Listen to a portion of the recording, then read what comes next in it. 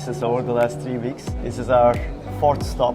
I was in Riyadh 2 weeks ago, and then together with Alex, we went to Vietnam, to Ho Chi Minh City for a Vietnamese conference.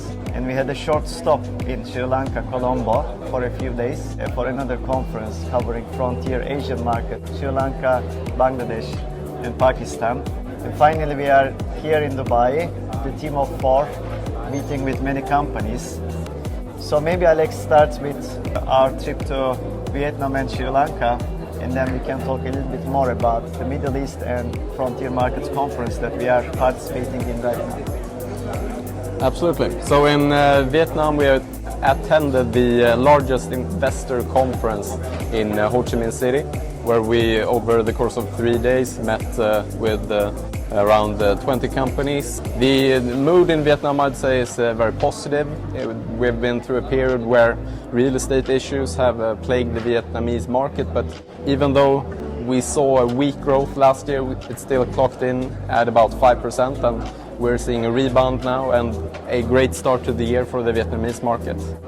So a positive mood in Vietnam, and we continued, as Emre said, to Sri Lanka, where we attended a much smaller conference, much more intimate in Colombo, where the companies from both Sri Lanka, Pakistan and Bangladesh were there. These are countries that are prone to periods of mismanagement and a lot of volatility, but they are all now on a positive trend at least. The mood among the companies was quite positive and hopeful that they are now turning a corner, and hopefully the last time they're in IMF programs, which 2 of the 3 countries are in currently.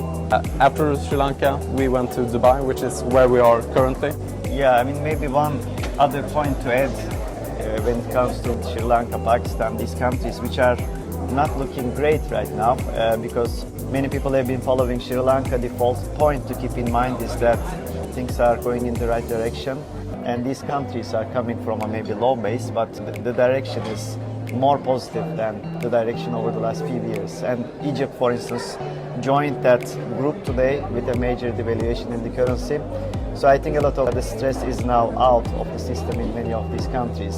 But when it comes to the Middle East and global frontier markets, they are doing well. And the good thing about this region is that you have almost no talk about macro or politics.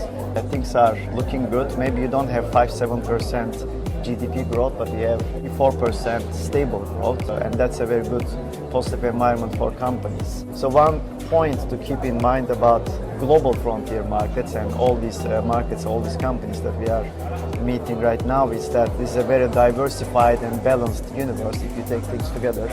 So you have opportunities in maybe stable growth countries, but at the same time you have fast-growing economies. You can find companies growing their earnings by 15-20%, and they will be trading at single-digit PE ratios. Once you are picking the right companies, not necessarily the countries, but right growing companies in the region, in the universe, then it's promising quite good returns, as it's been the case in 2023 and so far this year.